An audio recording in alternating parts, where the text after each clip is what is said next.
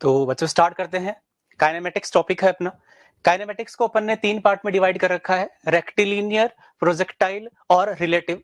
तो पहले अपन rectilinear motion की बात कर लेते हैं। रेक्टिलिनियर मोशन को अगर मैं जनरलाइज करूं तो 3 पार्ट में इसको फिर से अपन डिवाइड कर सकते हैं। एक तो है इक्वेशन ऑफ मोशन,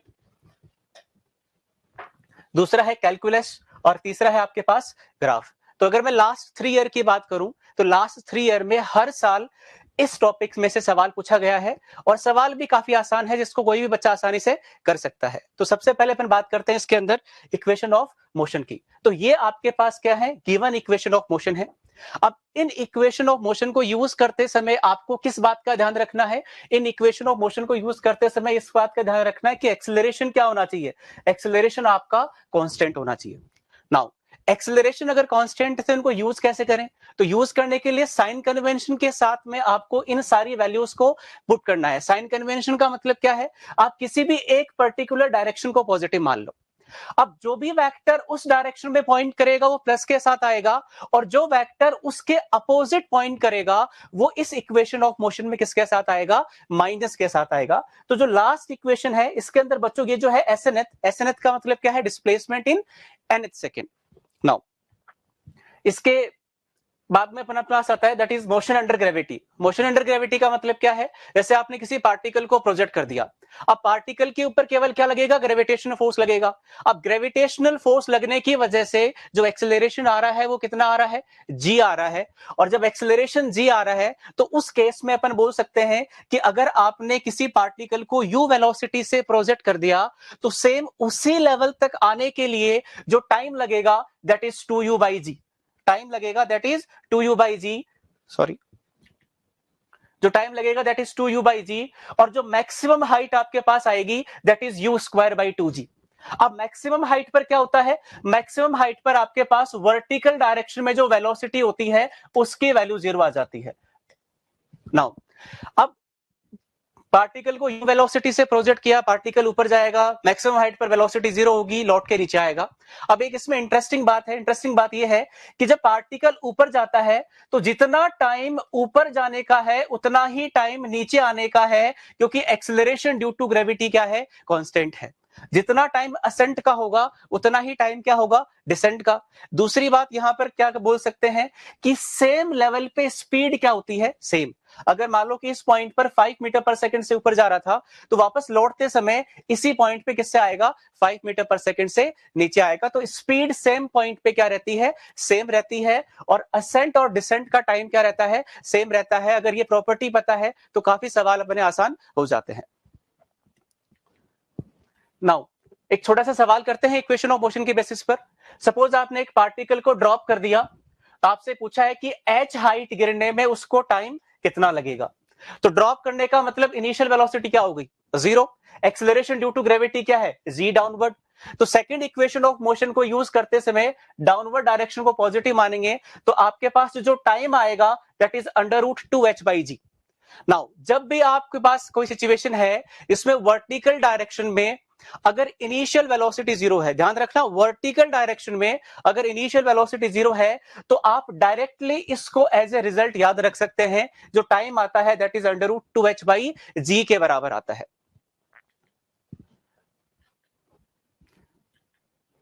नेक्स्ट, यहां पर क्या है, एक बैलून जो है वो कांस्टेंट 5 मीटर पर सेकंड से ऊपर जा रहा है और आपसे बोला गया है कि आपने यहां से एक स्टोन को ड्रॉप कर दिया। तो जब स्टोन ग्राउंड को रीच करता है तो बैलून ग्राउंड से कितनी हाइट पर होगा।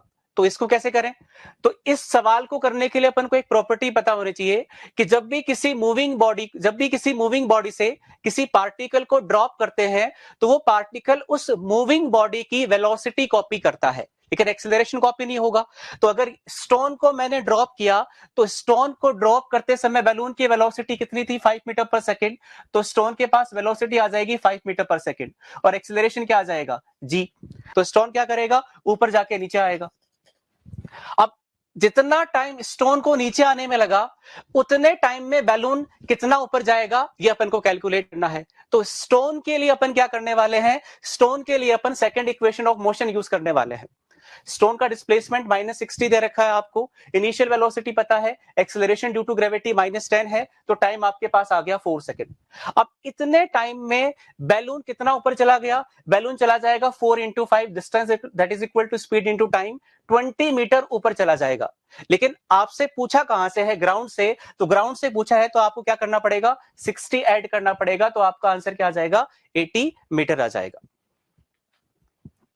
नाउ कैलकुलस के बेसिस पे जो सवाल पूछे हैं उसने, वो किस तरह से पूछे हैं? सपोज आपको position as a function of time T दे रखा है और आपसे वेलोसिटी पूछ लिया, तो डायरेक्टली क्या करना है? डिफरेंशिएट करना है, v is equal to dx by dt। अगर v as a function of time T दे रखा है तो a की वैल्यू dv by dt। लेकिन अगर v x का फंक्शन दे दिया तो यहां से a की वैल्यू क्या आएगी? v into dv by dx के बराबर आ जाएगी। दूसरी बात, अगर आपको velocity as a function of time T दे रखा है तो उस केस में मुझे क्या मिल सकता है? अगर मैं इंटीग्रेशन ऑफ v dt करूं t से t2, that will give you displacement. और अगर मेरे से डिस्टेंस पूछा है तो डिस्टेंस की वैल्यू क्या आएगी? Integration of mod v dt from t1 से t2 तक। और अगर आपको acceleration as a function of time t पता है तो integration of acceleration from t1 to t will give you delta v, और डेल्टा v का मतलब क्या हो जाएगा? v2 minus v1। Now graph के बेसिस पे अपन कैसे सवाल सॉल्व कर सकते हैं? तो कोई भी ग्राफ जो है उससे आपको क्या हेल्प मिल सकती है? उस ग्राफ का आपको स्लोप मिल सकता है और उस ग्राफ का आपको एरिया मिल सकता है। स्लोप क्या होगा? तो कोई भी y-x ग्राफ है तो y-x ग्राफ का जो स्लोप होगा that is dy by dx। और कोई भी y-x ग्राफ दे रखा है उसका जो एरिया है उसको अपन कैसे रिप्रेजेंट करते हैं? Integration y dx। तो इंटीग्रेशन y dx x1 से x2 क्या रिप्रेजेंट करेगा? Area between curve and x axis. अब इस स्लोप का, इस एरिया का यूज कैसे करना है वो अपन देखते हैं। तो सबसे पहले अपने पास आता है position time graph. Position time graph का जो स्लोप होता है वो हमें क्या बताता है? वेलोसिटी। पोजीशन टाइम ग्राफ का जो स्लोप होगा वो क्या बताएगा आपको? वेलोसिटी। एक एग्जांपल करते हैं यहाँ पे। सपोज आपको t1 से t2 जाना है और t1 से t2 जाते समय आपको बताना है कि स्पीड कम हो रही है, ज्यादा हो रही है, एक्सेलरेशन पॉजिटिव है या नेगेटिव है। तो स्पीड की बात करें, वेलोसिटी की बात करें तो आपको क्या देखना है? स्लोप देखना है। तो आप जब यहां से t1 से t2 जाओगे तो स्लोप क्या कर रहा है? कंटिन्यूअसली डिक्रीज कर रहा है। अगर स्लोप डिक्रीज कर रहा है इसका मतलब स्पीड क्या करेगी? डिक्रीज करेगी। दूसरा, एक्सेलरेशन पे कमेंट करना है। तो जब आप t1 से t2 जा रहे हैं, t1 से t2 जाते समय वेलोसिटी क्या है? पॉजिटिव, क्योंकि स्लोप पॉजिटिव है। वेलोसिटी पॉजिटिव तो है लेकिन डिक्रीज कर रही है, और अगर डिक्रीज कर रही है मतलब पार्टिकल रिटार्ड कर रहा है, और अगर पार्टिकल रिटार्ड कर रहा है तो एक्सेलरेशन इसके अपोजिट डायरेक्शन में होगा। इसका मतलब a की जो वैल्यू आएगी वो क्या आएगी? नेगेटिव, और स्पीड आपकी क्या करेगी? डिक्रीज करेगी। अगला वेलोसिटी टाइम ग्राफ दे रखा है। तो वेलोसिटी टाइम ग्राफ से अपन को क्या फायदा हो सकता है? वेलोसिटी टाइम ग्राफ का जो स्लोप dv by dt होता है वो हमें एक्सेलरेशन के बारे में बताता है। और वेलोसिटी टाइम ग्राफ के अंडर जो एरिया होता है, एरिया का मतलब इंटीग्रेशन v dt, वो आपको क्या बताता है? चेंज इन पोजीशन बताता है, डिस्प्लेसमेंट बताता है। नेक्स्ट, अगर मैं एक्सेलरेशन टाइम ग्राफ की बात करूं तो एक्सेलरेशन टाइम ग्राफ का जो एरिया होता है, एक्सेलरेशन टाइम ग्राफ का एरिया का मतलब क्या हो गया? इंटीग्रेशन ऑफ a dt, और इंटीग्रेशन ऑफ a dt का मतलब क्या हो गया? Delta v। और डेल्टा v को अपन लिखते हैं v2 माइनस v1। सपोज आपको v1 पता है और v2 निकालना है और आपको एरिया पता है तो डायरेक्टली इस एक्सप्रेशन से आप v2 कैलकुलेट कर सकते हैं। अगला आएगा आपके पास प्रोजेक्टाइल मोशन। प्रोजेक्टाइल मोशन का मतलब क्या है? आपने किसी पार्टिकल को u वेलोसिटी से थीटा एंगल पे प्रोजेक्ट कर दिया तो पार्टिकल पैराबोलिक पाथ को फॉलो करते हुए यहां पे लैंड करेगा। तो बच्चों ये जो मोशन है वो क्या है? 2D मोशन है। अब इसको स्टडी करने के लिए अपन क्या करेंगे? इस मोशन को अपन दो पार्ट में डिवाइड करेंगे। दो पार्ट में कैसे? एक तो कंप्लीट हॉरिजॉन्टल मोशन और दूसरा क्या आ जाएगा? Vertical motion. तो हॉरिजॉन्टल मोशन मतलब पार्टिकल ऐसे मूव कर रहा है, और वर्टिकल मोशन का मतलब पार्टिकल पहले ऊपर जाएगा और फिर नीचे आएगा। तो हॉरिजॉन्टल डायरेक्शन के अंदर इनिशियल वेलोसिटी क्या है आपकी? u cos थीटा, और एक्सेलरेशन क्या है? 0। अगर मैं हॉरिजॉन्टल डायरेक्शन की बात करूं तो हॉरिजॉन्टल डायरेक्शन में इनिशियल वेलोसिटी अपन को पता है हॉरिजॉन्टल डायरेक्शन में एक्सेलरेशन 0 है, और अगर एक्सेलरेशन 0 है इसका मतलब हर पॉइंट पे वेलोसिटी क्या रहेगी, कांस्टेंट। तो इस प्रॉपर्टी को यूज करते हुए भी काफी सवाल बन सकते हैं कि हॉरिजॉन्टल डायरेक्शन में जो वेलोसिटी होती है वो क्या होती है, कांस्टेंट होती है।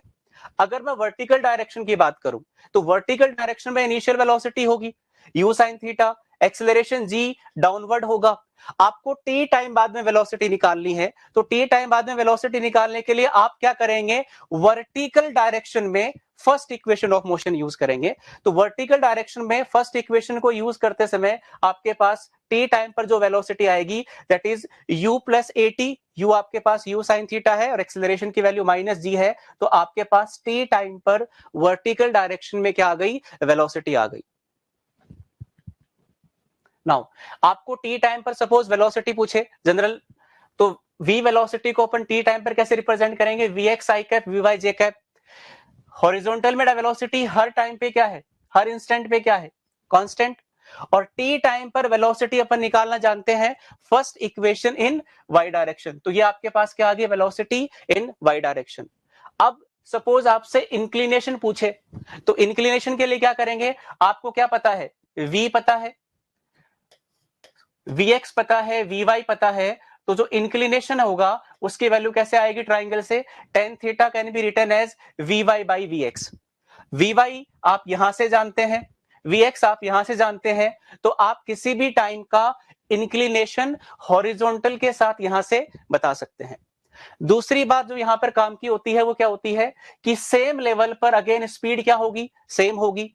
पार्टिकल को यहां से यहां तक आने का जो टाइम रहेगा और यहां से लेके यहां तक आने का जो टाइम रहेगा वो भी क्या रहेगा, सेम रहेगा। नाउ टाइम ऑफ फ्लाइट इसमें अगर पूछना चाहे तो अपन वर्टिकल मोशन को कंसिडर करेंगे।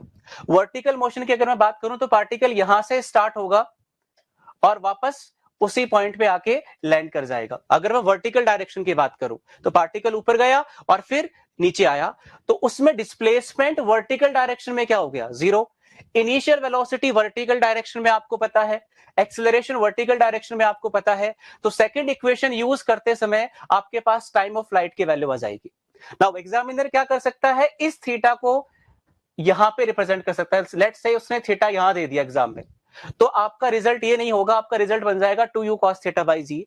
तो बेटर क्या है, बेटर है इसको याद करना, ये क्या है 2uy अपॉन ay। तो आपने किसी पार्टिकल को u वेलोसिटी से प्रोजेक्ट कर दिया तो कितने टाइम बाद में फॉल करेगा, that is 2uy upon ay, जहां पे uy का मतलब इनिशियल वेलोसिटी y डायरेक्शन में और ay का मतलब एक्सेलरेशन जो है y डायरेक्शन में। मैक्सिमम हाइट की बात करें तो मैक्सिमम हाइट पर फाइनल वर्टिकल डायरेक्शन में जो वेलोसिटी आएगी वो क्या होगी, 0। मैक्सिमम हाइट पर वर्टिकल डायरेक्शन में जो वेलोसिटी आएगी वो क्या आएगी, 0 आएगी। और अगर मैं थर्ड इक्वेशन को वर्टिकल डायरेक्शन में यूज करूं तो मेरे पास मैक्सिमम हाइट की वैल्यू ये आती है। अगेन जनरलाइज करने के लिए अपन बोल सकते हैं कि जो मैक्सिमम हाइट आएगा दैट इज uy का स्क्वायर अपॉन 2ay। uy का मतलब इनिशियल वेलोसिटी वर्टिकल डायरेक्शन में और ay का मतलब एक्सेलरेशन किस डायरेक्शन में है, वर्टिकल डायरेक्शन में।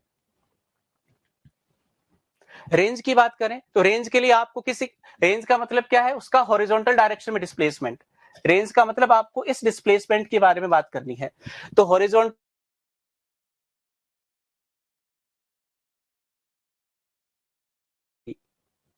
इक्वेशन जो है वो x डायरेक्शन में यूज होगी, तो x डायरेक्शन में इक्वेशन यूज करेंगे तो हॉरिजॉन्टल डायरेक्शन में वेलोसिटी पता है, उसको टाइम से मल्टीप्लाई कर देंगे तो आपके पास क्या आ जाएगा, रेंज आ जाएगी। और जो रेंज की वैल्यू है उसको अपन लिख सकते हैं 2ux uy बाई जी या फिर u square sine 2 theta by G. ये फॉर्मेट कब काम करेगा, ये फॉर्मेट तब काम करेगा जब आपको x में सपोज वेलोसिटी गिवन है 3i cap plus 5j cap, तो 3i कैप का मतलब इनिशियल वेलोसिटी 3 है x में और 5j कैप का मतलब इनिशियल वेलोसिटी कितनी है y में, 5 है। तो उस रिलेशन से डायरेक्टली आप रेंज फाइंड कर सकते हैं। लेकिन अगर आपको u पता है, इनिशियल स्पीड पता है, प्रोजेक्शन एंगल पता है, तो आप रेंज के लिए इस वाले एक्सप्रेशन को यूज कर सकते हैं। मैक्सिमम रेंज किस एंगल पे आती है? 45 डिग्री पर आती है। मैक्सिमम रेंज की जो वैल्यू है वो कितनी है? यू स्क्वायर बाई जी है। सिंपल, आपको थीटा की वैल्यू 45 रखने पर रेंज की जो मैक्सिमम वैल्यू आएगी that is U square by G के बराबर आ जाएगी। एक और इंपॉर्टेंट पॉइंट यहां पर जो अपन सीखने वाले हैं वो ये है कि जब पार्टिकल को सेम स्पीड से प्रोजेक्ट किया जाता है, सेम स्पीड के लिए थीटा और 90 माइनस थीटा पर जो रेंज आती है वो सेम आती है। सेम स्पीड के लिए थीटा और 90 माइनस थीटा पर जो रेंज आएगी वो सेम आएगी। बात बोल सकते हैं कि कॉम्प्लीमेंट्री एंगल के लिए जो रेंज आती है वो क्या आती है? सेम आती है। नाउ छोटा सा एग्जांपल है, आपने एक पार्टिकल को प्रोजेक्ट किया जिसमें दो ट्रेजेक्टरी दिखा रखी है, एक ट्रेजेक्टरी 1 है और दूसरी ट्रेजेक्टरी आपके पास क्या है? 2 है। आपको कंपेयर करना है दोनों के अंदर टाइम ऑफ फ्लाइट और प्रोजेक्शन स्पीड को, इनिशियल प्रोजेक्शन ऑफ स्पीड को आपको कंपेयर करना है। तो इस डायग्राम से मैं देख सकता हूं कि दोनों की मैक्सिमम हाइट सेम है और जो मैक्सिमम हाइट होती है वो केवल किस पे डिपेंड करती है? वाई वाले कंपोनेंट पे डिपेंड करती है। तो इसका मतलब फर्स्ट और सेकंड पार्टिकल का वाई वाला कंपोनेंट क्या है? सेम। अब मुझे पूछा है time of flight. Again time of flight भी जो है वो किस पे डिपेंड करता है? वाई वाले कंपोनेंट पे डिपेंड करता है। अगर दोनों का वाई कंपोनेंट सेम है तो इसका मतलब दोनों का टाइम ऑफ फ्लाइट भी क्या होने वाला है? सेम होने वाला है। तो मैं बोल सकता हूं T1 is equal to T2। Speed की बात करनी है तो स्पीड की बात कैसे करें? आपने एक को U1 से फेंका, दूसरे को U2 से फेंका, तो वर्टिकल डायरेक्शन में दोनों की स्पीड क्या है? सेम। हॉरिजॉन्टल डायरेक्शन की बात करनी है, हॉरिजॉन्टल डायरेक्शन में इसकी रेंज ज्यादा है और अगर इसकी रेंज ज्यादा है इसका मतलब इसकी हॉरिजॉन्टल स्पीड भी ज्यादा रही होगी। तो वर्टिकल दोनों की सेम है, हॉरिजॉन्टल इसकी ज्यादा है, इसका मतलब ओवरऑल स्पीड किसकी ज्यादा आएगी? 2 की ज्यादा आएगी। Now equation of trajectory. Equation of trajectory का मतलब क्या है? इक्वेशन ऑफ ट्रेजेक्टरी का मतलब यह है कि जिस कर्व के अलोंग पार्टिकल मूव कर कर्व की इक्वेशन, अब वो इक्वेशन कैसे आएगी? वो इक्वेशन आएगी एक्स और वाई में रिलेशन। एक्स और वाई में कोई भी इक्वेशन है that is equation of trajectory. उसको लाने के लिए क्या करेंगे? टी को एलिमिनेट करेंगे। टी को कैसे एलिमिनेट करें? X as a function of time T लिखा, Y as a function of time T लिखा, टी के वैल्यू सब्स्टिट्यूट कर दी, आपके पास इक्वेशन ऑफ ट्रेजेक्टरी आ गई। यह रखना है। इक्वेशन ऑफ ट्रेजेक्टरी के दो फॉर्मेट है, एक तो फॉर्मेट ये वाला है और एक फॉर्मेट ये वाला है। दोनों फॉर्मेट आपको याद रखने हैं। अब इसके सवाल कैसे बनता है वो देखते हैं एक बार। सपोज आपने एक पार्टिकल को u वेलोसिटी से थीटा एंगल पे प्रोजेक्ट कर दिया। पार्टिकल जो है एक वॉल को टच करता हुआ जाता है जिसकी डिस्टेंस 4 मीटर है और हाइट कितनी है? 4 मीटर है। नाउ अगर पार्टिकल इस पॉइंट को टच करता हुआ जाता है तो मैं पॉइंट ऑफ प्रोजेक्शन को क्या मान लेता हूं? मैं पॉइंट ऑफ प्रोजेक्शन को ओरिजिन मान लेता हूं। अगर मैंने पॉइंट ऑफ प्रोजेक्शन को ओरिजिन माना तो इस पॉइंट का जो कोऑर्डिनेट आएगा मेरे पास दैट इज 4,4। और अगर इस पॉइंट का मुझे कोऑर्डिनेट मिल गया, इसका मतलब क्या करना है? आपको इसकी इक्वेशन ऑफ ट्रेजेक्टरी में इस पॉइंट को सेटिस्फाई करना है। एक्स की जगह इक्वेशन ऑफ ट्रेजेक्टरी लिखनी है आपको और इसमें एक्स की जगह और y की जगह क्या रखना है? 4। और रेंज क्या गिवन है आपको? 14। तो रेंज 14 रख के आपके पास क्या आ जाएगा? इंक्लिनेशन आएगा। एक बार आपको इंक्लिनेशन मिल गया तो रेंज के लिए क्या करेंगे? सिंपल रेंज के एक्सप्रेशन में आपको क्या करना है? थीटा की वैल्यू सब्स्टिट्यूट करनी है, रेंज की वैल्यू सब्स्टिट्यूट करनी है और यहां से आपके पास क्या मिल जाएगी? स्पीड मिल जाएगी। Now projection from tower. आपने क्या किया? एक टावर से पार्टिकल को प्रोजेक्ट कर दिया। पार्टिकल पैराबोलिक पाथ से यहां पे फॉल करेगा। Again you have to break this motion in two part, एक तो हॉरिजॉन्टल डायरेक्शन और एक वर्टिकल डायरेक्शन। हॉरिजॉन्टल डायरेक्शन में वेलोसिटी u, एक्सेलरेशन क्या रहेगा आपका? 0 रहेगा। वर्टिकल डायरेक्शन में हॉरिजॉन्टली फेंका है, इसका मतलब सारी की सारी वेलोसिटी हॉरिजॉन्टल का मतलब क्या है? वर्टिकल डायरेक्शन में इनिशियल वेलोसिटी क्या हो गई? 0 हो गई। तो वर्टिकल डायरेक्शन में इनिशियल वेलोसिटी 0 है और एक्सेलरेशन की वैल्यू क्या है? g downward. Now time of flight पूछा आपसे, यहां से लेके यहां तक आने में टाइम क्या लगेगा? तो वर्टिकल डायरेक्शन में अपन क्या करेंगे? सेकंड इक्वेशन ऑफ मोशन लगाएंगे और सेकंड इक्वेशन ऑफ मोशन लगा के आपके पास टाइम ऑफ फ्लाइट की जो वैल्यू आएगी दैट इज √2h/g। ये स्टार्टिंग में मैंने आपको पहले भी बताया था, जब भी इनिशियल वेलोसिटी वर्टिकल डायरेक्शन में 0 आए तो टाइम ऑफ फ्लाइट का एक्सप्रेशन आप डायरेक्टली यूज कर सकते हैं √2h/g। हॉरिजॉन्टल रेंज मतलब पार्टिकल को आपको ये डिस्टेंस बताना है, ये रेंज बतानी है, तो इस रेंज के लिए क्या करेंगे? अपन इक्वेशन यूज करेंगे एक्स डायरेक्शन में। एक्स डायरेक्शन में वेलोसिटी क्या आएगी? ux और हर पॉइंट पे कांस्टेंट रहेगी। टाइम आपके पास √2h/g आ गया, तो यहां से आपके पास क्या आ जाएगी, रेंज आ जाएगी। अब अगर मेरे को किसी जनरल पॉइंट P पर वेलोसिटी पूछे, तो वेलोसिटी x में तो कांस्टेंट रहेगी, और अगर मेरे को t टाइम पर y में वेलोसिटी निकालनी है, तो अगेन आपको क्या करना है, y डायरेक्शन में फर्स्ट इक्वेशन ऑफ मोशन को यूज करना है। तो आपको क्या मिल जाएगा, vy मिल जाएगा। तो v को अपन लिख सकते हैं vx i cap vy j cap, वहां से अपने पास स्पीड आ जाएगी। इंक्लिनेशन की अगर बात करें तो आपको vy पता है, vx पता है, तो यहां से जो ट्राइंगल बनेगा, इस ट्राइंगल से मैं बोल सकता हूं tan theta is vy by vx। Projectile on incline plane, पहला case up the incline. Now इसमें क्या करना है, आपको पूरा जो मोशन है वो ब्रेक करना है, एक तो इंक्लाइन के अलोंग और एक इंक्लाइन के परपेंडिकुलर। इंक्लाइन के जो अलोंग डायरेक्शन मानने वाले हैं दैट इज एक्स, और इंक्लाइन के परपेंडिकुलर जो डायरेक्शन है दैट इज वाई। तो जो भी पैरामीटर है उन सारों को अपन एक्स और वाई में रिजॉल्व कर लेते हैं। एक्सेलरेशन एक्स डायरेक्शन में आ गया, इनिशियल वेलोसिटी एक्स डायरेक्शन में, एक्सेलरेशन वाई डायरेक्शन में, और इनिशियल वेलोसिटी वाई डायरेक्शन में। टाइम ऑफ फ्लाइट के लिए क्या करना है, आपको वाई डायरेक्शन चूज करनी है। अब वाई वर्टिकल नहीं है, वाई क्या है, इंक्लाइन के परपेंडिकुलर है। वाई डायरेक्शन में आप देखोगे पार्टिकल ऊपर जाएगा और फिर नीचे आ जाएगा। तो वाई डायरेक्शन में डिस्प्लेसमेंट क्या हुआ, पार्टिकल का 0 हुआ। और अगर डिस्प्लेसमेंट 0 है तो सेकंड इक्वेशन को वाई डायरेक्शन में इस्तेमाल करते हुए आपके पास टाइम ऑफ फ्लाइट आ जाएगा। और टाइम ऑफ फ्लाइट को आप याद रख सकते हैं 2uy/ay, लेकिन यहां पर y क्या है, इंक्लाइन के परपेंडिकुलर, और ay का मतलब क्या है, एक्सेलरेशन का वो कंपोनेंट जो इंक्लाइन के क्या है, परपेंडिकुलर। यहां से एक बात सीखने वाली है कि जो टाइम ऑफ फ्लाइट है वो केवल किस पे डिपेंड कर रहा है, y पे डिपेंड कर रहा है। मैक्सिमम हाइट की बात करूं तो मैक्सिमम हाइट पर क्या होगा, वर्टिकल वाई डायरेक्शन में जो वेलोसिटी हो जाएगी वो क्या हो जाएगी, 0। थर्ड इक्वेशन को यूज करते हुए मैक्सिमम हाइट की आपकी जो वैल्यू आती है वो आती है uy²/2ay। Now again maximum height जो है वो किस डायरेक्शन पे डिपेंड कर रही है, वाई डायरेक्शन पे डिपेंड कर रही है। नाउ रेंज के लिए क्या करना पड़ेगा, रेंज के लिए आपको इक्वेशन लगानी पड़ेगी एक्स डायरेक्शन में। ये जो डिस्टेंस है दिस इज योर रेंज, इसके लिए आपको equation use, second equation use करनी है एक्स डायरेक्शन में। तो सेकंड इक्वेशन को यूज करने पर आपके पास यहां से क्या आ जाएगी, रेंज आ जाएगी। रेंज का फॉर्मूला याद रखना इतना बेनिफिशियल नहीं है, लेकिन टाइम ऑफ फ्लाइट और मैक्सिमम हाइट का फॉर्मूला याद रखना बेनिफिशियल है। रेंज के लिए आप यूज करनी है, और टाइम ऑफ फ्लाइट की वैल्यू रखने पर आपको रेंज यहां से डायरेक्टली मिल सकती है। नाउ अप द इंक्लाइन के केस में अगर आपसे पूछे कि किस एंगल पे प्रोजेक्ट करूं ताकि रेंज क्या आए, मैक्सिमम, तो π/4 - β/2 पर जो रेंज आती है दैट रेंज इज मैक्सिमम। और जो मैक्सिमम रेंज की वैल्यू आती है that is u²/g/1 plus sine beta. ये रिजल्ट आपको डायरेक्ट याद रखना है। बात करते हैं down the incline. Down the incline की मैं बात करूं तो again you have to solve the motion in parallel to the incline and perpendicular to the incline.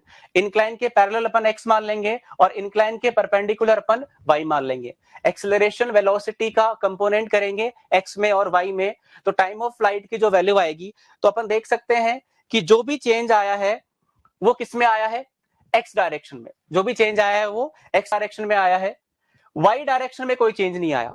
चाहे अप द इंक्लाइन है चाहे डाउन द इंक्लाइन है, y डायरेक्शन में कोई चेंज नहीं है। और अगर y डायरेक्शन में कोई चेंज नहीं है, इसका मतलब टाइम ऑफ फ्लाइट y पे डिपेंड करता है। और अगर टाइम ऑफ फ्लाइट y पे डिपेंड करता है तो time of flight will remain unchanged 2uy/ay। Again maximum height भी किस पे डिपेंड करती है, y पे डिपेंड करती है। y में कोई चेंज नहीं आया, इसका मतलब मैक्सिमम हाइट भी वही आएगी जो अप द इंक्लाइन में आई थी, uy²/2ay। रेंज वाले एक्सप्रेशन में चेंज आएगा, तो रेंज वाले एक्सप्रेशन के लिए क्या करेंगे, second equation of motion use करेंगे एक्स डायरेक्शन में, टी की वैल्यू सब्स्टिट्यूट कर देंगे और हमारे पास क्या आ जाएगी, रेंज आ जाएगी। अगेन आपको याद रखना है कि डाउन द इंक्लाइन में किस एंगल पे प्रोजेक्ट करूं ताकि रेंज मैक्सिमम आए, दैट इज π/4 प्लस β/2। और जो मैक्सिमम रेंज की वैल्यू आती है that is u²/g/1 - sign beta. Relative motion, अगला टॉपिक है आपका रिलेटिव मोशन। अभी तक अपन ने बात करी है तो इसमें कभी भी अपन ने ऑब्जर्वर मेंशन नहीं किया, और जब ऑब्जर्वर मेंशन नहीं है तो इसका मतलब जाहिर सी बात है किसके रेस्पेक्ट में बात हो रही है, ग्राउंड के रेस्पेक्ट में बात हो रही है। लेकिन अगर उसने ऑब्जर्वर को मेंशन कर दिया तो क्या करना होगा, आपको ऑब्जर्वर के रेस्पेक्ट में बात करनी होगी। तो वो अपन किस में सीखते हैं, रिलेटिव मोशन। तो सिंपल सा फॉर्मेट VAB का मतलब क्या है, velocity of A with respect to B। A आपका ऑब्जेक्ट है और B क्या है, आपका ऑब्जर्वर है। एक्सप्रेशन क्या होगा, VA माइनस VB। VA और VB को किसके साथ रखना है, वेक्टर के साथ रखना है। सिंपल सवाल, वेलोसिटी ऑफ A बताना है किसके रेस्पेक्ट में, B के रेस्पेक्ट में। तो इसका एक्सप्रेशन बनेगा VAB, और VAB का मतलब VA माइनस VB, और VA और VB को वेक्टर के साथ रखना है। तो VA कितना आएगा 10i कैप, और VB कितना आएगा minus of 12i cap. Value रखने पर जो रिजल्ट आता है वो इतना आता है। इसको एक और तरीके से कर सकते हैं कि जो ऑब्जर्वर है वो अपने आप को रेस्ट पे मानेगा और अपना इफेक्ट अपोजिट करके ऑब्जेक्ट को दे देगा। अपना इफेक्ट अपोजिट करके किसको देगा, ऑब्जेक्ट को। तो इसको क्या लगेगा कि जो ऑब्जेक्ट है इसकी तरफ किससे आ रहा है, 22 मीटर पर सेकंड से आ रहा है। रिलेटिव एक्सेलरेशन भी सिंपल अपन यूज कर सकते हैं। Acceleration of A with respect to B को मैं बोल सकता हूं acceleration of A minus acceleration of B, जहां पे इसका मतलब क्या है, A का एक्सेलरेशन ग्राउंड के रेस्पेक्ट में, और इसका मतलब क्या है, B का एक्सेलरेशन ग्राउंड के रेस्पेक्ट में। अगर एक्सेलरेशन कांस्टेंट है तो रिलेटिव मोशन के अंदर भी अपन क्या कर सकते हैं, इक्वेशन ऑफ मोशन का इस्तेमाल कर सकते हैं। एग्जाम्पल के थ्रू समझते हैं। सपोज आपने एक पार्टिकल को 20 मीटर से प्रोजेक्ट कर दिया, दूसरे को 30 मीटर पर सेकंड से प्रोजेक्ट कर दिया, और आपसे पूछा है कि कितने टाइम बाद में कोलाइड करेंगे। तो इसमें दोनों पार्टिकल मूव कर रहे हैं, तो दो के मोशन को स्टडी करने से बेटर है कि अपन एक के मोशन को स्टडी करें। तो एक के मोशन को स्टडी करें मतलब किसी एक को ऑब्जर्वर बना देते हैं। मान लिया अपन ने बी को ऑब्जर्वर बना दिया। अगर बी को ऑब्जर्वर बना दिया तो बी रुक गया, और बी के रेस्पेक्ट में केवल किसका मोशन होगा, ए। और ए किस वेलोसिटी से आता हुआ नजर आएगा, 50 से आता हुआ नजर आएगा। तो रिलेटिव वेलोसिटी कितनी आ गई, 50 आ गई। रिलेटिव डिस्प्लेसमेंट क्या आएगा, 150 आएगा। लेकिन जो रिलेटिव एक्सेलरेशन आएगा उसकी वैल्यू क्या आएगी, 0, क्योंकि दोनों का एक्सेलरेशन जी डाउनवर्ड है। तो रिलेटिव एक्सेलरेशन क्या आएगा, 0। रिलेटिव एक्सेलरेशन 0 है, रिलेटिव वेलोसिटी 50 है, रिलेटिव डिस्प्लेसमेंट 150 है। तो यहां से टाइम ऑफ कोलिजन कितना आ जाएगा आपके पास, 3 सेकंड आ जाएगा। नाउ लिफ्ट वाले प्रॉब्लम, सपोज आपने एक पार्टिकल को यू वेलोसिटी से थीटा एंगल पे प्रोजेक्ट कर दिया, बताओ इसका टाइम ऑफ फ्लाइट क्या आएगा। तो इसके मोशन को लिफ्ट से एनालाइज करना बेटर है रेदर देन ग्राउंड। तो अगर मैं लिफ्ट के रेस्पेक्ट में बात करूं तो लिफ्ट के रेस्पेक्ट में जो बॉल होगी उसकी इनिशियल वेलोसिटी वर्टिकल डायरेक्शन में आएगी u sin थीटा, और लिफ्ट के रेस्पेक्ट में जो एक्सेलरेशन आएगा वो कितना आएगा, तो लिफ्ट के रेस्पेक्ट में जो एक्सेलरेशन आएगा दैट इज g प्लस ए। ये क्या आ गया, लिफ्ट के रेस्पेक्ट में एक्सेलरेशन आ गया।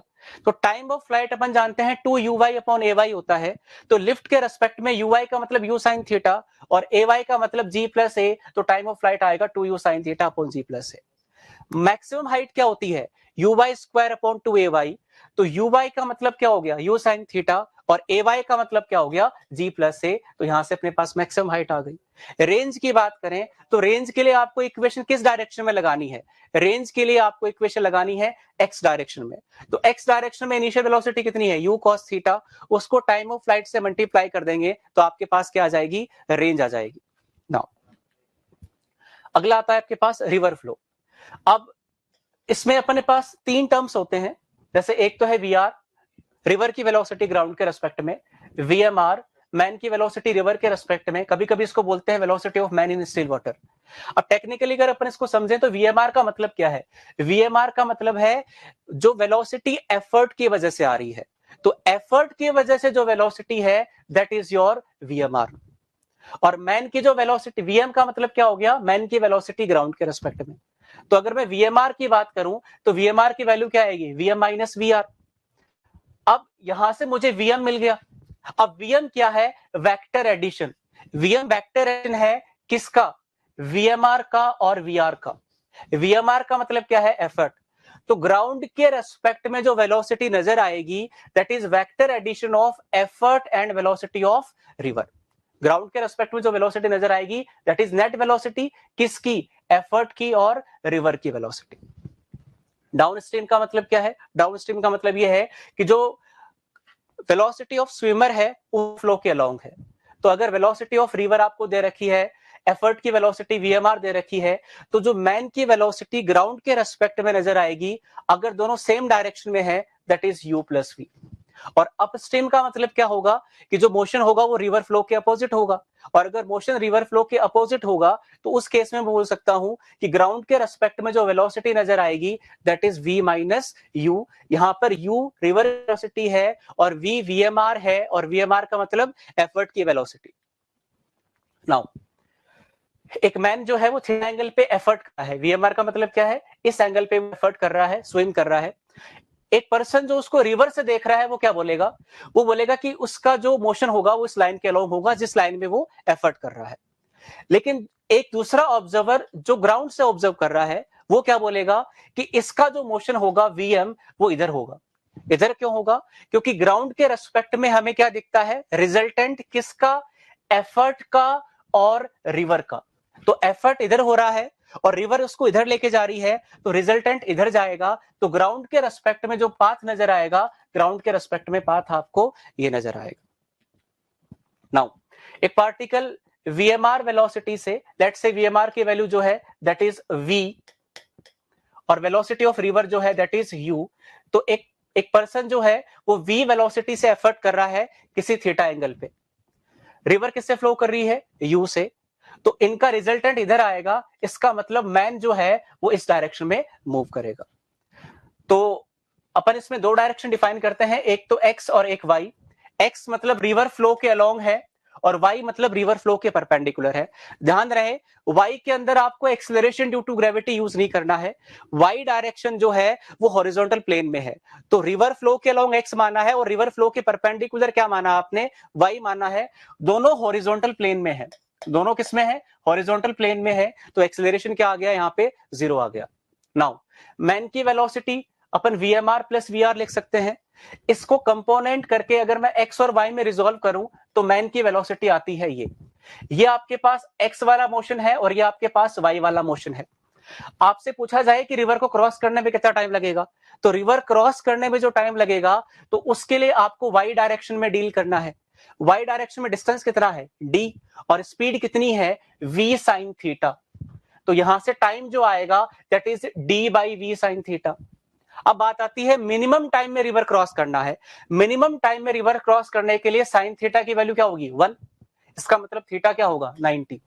तो आगे ध्यान रखना है कि मिनिमम टाइम में रिवर को क्रॉस करने के लिए जो जंप होगा वो रिवर फ्लो के परपेंडिकुलर होगा, और इस केस में अगर जंप करेगा तो जो टाइम आएगा that is your minimum time.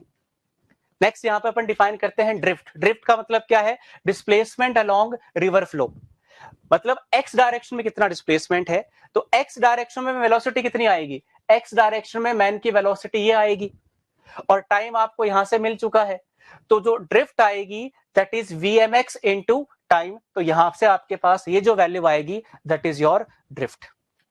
Now condition पूछी जाती है एग्जाम में कि आपको शॉर्टेस्ट पाथ में रिवर क्रॉस करनी है। शॉर्टेस्ट पाथ में मतलब जहां से पार्टिकल स्टार्ट कर रहा है डायरेक्टली उसके अपोजिट रीच कर जाए। इस केस में जो ड्रिफ्ट आएगी वो क्या आएगी, 0 आएगी। इस केस में ड्रिफ्ट क्या आएगी, 0 आएगी। और इस 0 ड्रिफ्ट की कंडीशन क्या है, किस एंगल पे जंप करे ताकि ड्रिफ्ट क्या आए, 0 आए। तो जो एंगल है that is sine theta u by v. अगर स्विमर इस एंगल पे जंप करेगा उस केस में जो ड्रिफ्ट आएगी वो क्या आएगी, 0 आएगी। लेकिन ये जो ड्रिफ्ट है वो हमेशा 0 नहीं होती है, इसकी कंडीशन है कि v की वैल्यू u से ज्यादा होनी चाहिए। अगर v u से ज्यादा है और sine theta u by v पे जंप कर रहा है उस केस में ड्रिफ्ट की वैल्यू क्या आएगी, 0 आएगी। थीटा किसके साथ मेजर कर रहे हो आप, परपेंडिकुलर के साथ मेजर कर रहे हो। नाउ अगला, आपको रिवर को शॉर्टेस्ट पाथ में क्रॉस करना है लेकिन ड्रिफ्ट 0 नहीं है। ड्रिफ्ट 0 क्यों नहीं है, क्योंकि u v से ज्यादा हो गया होगा। अगेन आपको इसी डायरेक्शन में जंप करना पड़ेगा और जो साइन थीटा की वैल्यू आएगी that is v by you. इस केस में साइन थीटा क्या आएगा, v बाई यू। और अगर इस पर्टिकुलर एंगल पे जंप करेगा तो जो ड्रिफ्ट आएगी वो क्या आएगी, मिनिमम आएगी। ड्रिफ्ट नॉन जीरो है लेकिन क्या है, मिनिमम है। रेन मैन प्रॉब्लम की बात करें तो 3 वर्ड्स आते हैं यहाँ पे। वी आर का मतलब रेन की वेलोसिटी ग्राउंड के रेस्पेक्ट में, मैन की वेलोसिटी ग्राउंड के रेस्पेक्ट में, और रेन की वेलोसिटी मैन के रेस्पेक्ट में। तो सपोज रेन जो है वो वी आर से फॉल कर रही है और मैन वीएम से मूव कर रहा है, तो मैन के रेस्पेक्ट में मोशन क्या होगा, तो मैन के रेस्पेक्ट में अपन बात करें, मैन रुक गया, उसका इफेक्ट इधर मिल गया, तो इनका जो रिजल्टेंट है वो इधर आएगा, दैट इज योर VMR। तो आपसे पूछा जाता है किस एंगल पे अम्ब्रेला रखे ताकि बारिश से बच सके, तो ये वाला एंगल निकाल सकते हैं अपन, tan theta is equal to VM by VR। इस पर्टिकुलर एंगल पर अम्ब्रेला रखने पर जो पर्सन है वो बारिश से बच जाएगा। Next, speed of rain with respect to ground आपको बताना है, तो इस केस में VRM आपको दे रखा है, VM दे रखा है, सिंपल फॉर्मूला यूज करेंगे। आपसे VR पूछा है, VRM गिवन है, VM गिवन है, दोनों को वेक्टर के साथ सब्स्टिट्यूट करेंगे तो आपके पास वेक्टर के फॉर्म में वेलोसिटी ऑफ रेन मिल जाएगी। नाउ अगला आता है velocity of approach and separation. Velocity of approach and separation का मतलब क्या है? It is component of relative velocity along line joining them. उनको ज्वाइन करने वाली लाइन के अलोंग आपको रिलेटिव वेलोसिटी का कंपोनेंट बताना है। तो सपोज A और B दो पार्टिकल हैं, आप A के रेस्पेक्ट में बात कर रहे हैं तो A तो वैसे ही रेस्ट पर है, A के रेस्पेक्ट में B को देखना है तो जो वेलोसिटी का वो कंपोनेंट लेना है जो दोनों को ज्वाइन करने वाली लाइन के अलोंग है। तो इस वेलोसिटी का जो कंपोनेंट आएगा उनको ज्वाइन करने वाली लाइन के along, that is V cos theta. तो यहां से आपके पास वेलोसिटी ऑफ सेपरेशन जो आएगी that is V cos theta. अगला आता है कंडीशन फॉर कॉलिजन। अगर दो पार्टिकल यूनिफॉर्म वेलोसिटी से मूव कर रहे हैं तो वो कोलाइड कब करेंगे? जब एक पार्टिकल की वेलोसिटी दूसरे के रेस्पेक्ट में, एक पार्टिकल की वेलोसिटी दूसरे के रेस्पेक्ट में उसकी तरफ हो। जाहिर सी बात है, एक पार्टिकल रुक गया और वो देख रहा है दूसरे पार्टिकल को, तो वो उससे कब टकराएगा? जब उसकी वेलोसिटी उसकी तरफ हो। अब सारी की सारी वेलोसिटी उसकी तरफ हो गई, इसका मतलब उनको ज्वाइन करने वाली लाइन के परपेंडिकुलर जो रिलेटिव वेलोसिटी आएगी वो कितनी आएगी? 0 आएगी। इसका velocity along perpendicular to line joining them क्या होनी चाहिए? 0 होनी चाहिए। This is the condition for collision in case of uniform velocity. Next last part है इसका कि दो पार्टिकल मूव कर रहे हैं और इनके बीच में आपको मिनिमम डिस्टेंस बताना है। तो मिनिमम डिस्टेंस बताने के लिए क्या करते हैं अपन? दो पार्टिकल मूव कर रहे हैं, किसी एक को रोक दो। लेट्स से मैंने इसको रोक दिया, इसके रेस्पेक्ट में मोशन को देखेंगे तो इसके रेस्पेक्ट में B जो है वो इधर चलता हुआ नजर आएगा, इसके रेस्पेक्ट में मोशन इधर होगा। अब ये बोलेगा कि पार्टिकल इस लाइन के अलोंग मूव कर रहा है, तो मिनिमम डिस्टेंस के लिए क्या करेंगे? इस वाले पॉइंट से परपेंडिकुलर ड्रॉप करेंगे और ये जो परपेंडिकुलर डिस्टेंस आएगी इसी को अपन क्या बोलेंगे? D मिनिमम बोलेंगे। वैल्यू कैसे निकालेंगे इसकी? ये वाला एंगल 45 है तो ये वाला भी क्या हो जाएगा? 45। तो जो D मिनिमम आएगा, D मिनिमम जो होगा that is your this distance, और ये जो डिस्टेंस आएगी दैट इज, ये कितना है? 10 है, ये 45 है, तो जो D मिनिमम आएगा that is 10 cos 45। Minimum distance के लिए क्या करना है? एक को रोकना है, इसके रेस्पेक्ट में देखेंगे तो मोशन ऐसा आएगा, यहां से परपेंडिकुलर ड्रॉप करेंगे और ये जो वैल्यू आएगी उस वैल्यू को अपन बोल सकते हैं 10 cos 45। कितने टाइम बाद में मिनिमम डिस्टेंस आएगी? तो जब ये पार्टिकल यहां से यहां पहुंचेगा तब मिनिमम डिस्टेंस आएगी। तो इसके लिए क्या करें? ये डिस्टेंस कितना आएगा? 10 sin 45। ये स्पीड कितनी आएगी? 20√2। तो जो टाइम आएगा दैट इज 10 sin 45 अपॉन 20√2 करने पर दिस इज द टाइम जिसके बाद में आपके पास मिनिमम डिस्टेंस आने वाली है। तो यही था। नेक्स्ट टॉपिक जो है वो RSB सर लेके आएंगे।